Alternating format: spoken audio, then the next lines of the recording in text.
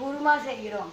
அதற்குள்ள flower, beans, carrot, tomato, வெங்காயம், இதற்கு வெங்காயத்தை வதக்கி அரைத்து வைத்திருக்கிறோம். கரம் மசாலா அரைத்து வைத்திருக்கிறோம். டொமேட்டோவை வதக்கி அரைத்து வைத்திருக்கிறோம். இஞ்சி பூண்டு மசாலா, வெங்காயம் வதக்கி, டொமேட்டோ வதக்கி, பிரிஞ்சி இலை போட்டு தேங்காய் பால் விட்டு ஒன்றாக 5-10 நிமிஷம் குக்கரில் வைத்து சூடு பண்ணணும். பிறகு இதை பாருங்கள், லைக் பண்ணுங்கள்.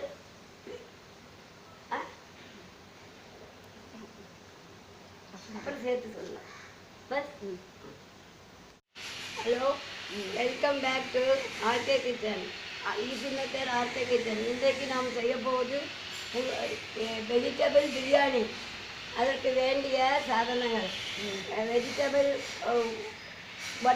பொட்டாட்டோ, உருளைக்கிழங்கு, காலிஃப்ளவர், வெங்காயம், டொமேட்டோ, பீன்ஸ், கேரட் எல்லாம் நறுக்கி வைத்து வேக வைத்து அதற்கு தாளித்து வைக்கிறோம். பிரிஞ்சி இலை, கிராம்பு, திராட்சை, முந்திரி, வெங்காயம் வெங்காயம், தக்காளி எல்லாம் வதக்கி போடவும்.